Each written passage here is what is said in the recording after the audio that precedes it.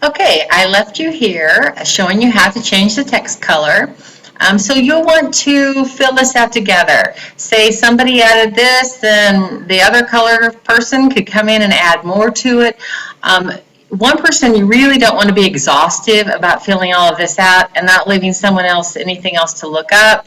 But there are a whole lot of activities you could list or stimuli that would increase a person's heart rate. So that could be a giant list. And also, decreasing a person's heart rate could be a really huge list. When you're done, you submit, and that's all ready. Okay, now let's talk about part 2, hypothesis and procedure design. Here is what we start doing, but let's first look at the handout that's going to guide you through this. And so I go back to Module 4 in the lab activity folder and scroll down. We did this part 1. Now we're ready for part 2. So you open this file right here, and this is the most important one. I've already opened it, and here it is. So as a group, you're going to have to decide on what activity, one only, that you want to test in this lab. You're going to take every person's pulse rate before you start, get a baseline. They're going to do the activity, and then directly after, you take their pulse again. So it could be anything. I have had students do various exercises, but they have to be precisely described so everyone does them exactly the same, because you're not going to be together. I've had them listen to music, an upbeat song they think will increase the heart rate, a slow song, a classical song, closing their eyes, they think will decrease the heart rate. I've had them play games. I've had them do competitions that they felt would increase the heart rate. I mean, you can design anything you want. It's actually kind of fun to figure out what you want to do. But as a group, you have to agree upon it.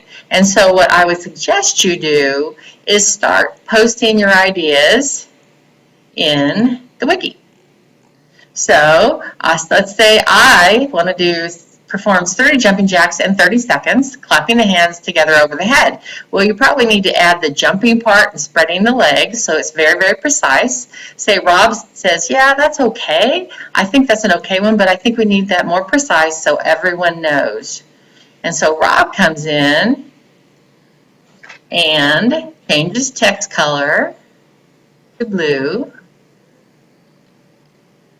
while jumping and spreading the legs. Sounds a little odd, but you get the gist. So let's say Rob, he figures out that that's a better thing. That's more precise. All right? If you want to just brainstorm ideas, you can start brainstorming ideas in that section until you all agree. And it has to be so precisely described so that everyone who reads it knows exactly. You can assume nothing. Let's put it like that. And then you can add if the subject, let's see, so we want to go change it to an if-then statement. So I go back to, see how Rob's going to clean it up for us. If the subject performs 30 jumping jacks in 30 seconds, clapping the hands over the head while jumping and spreading the legs, the heart rate, let's spell it right, will increase when measured by pulse rate taken in the wrist immediately after completing the activity. All right, so now we have a decent one going on there. That's good. All right, like that one. So let's go back to our handout, and I follow this instructions right here. So if you guys all need to agree on what it is. Now we need to talk about the variables. That's kind of the hardest thing. We want to control as much as we can, but there's a whole lot we can't control. I'm going to stop this now and come back and talk about the variables.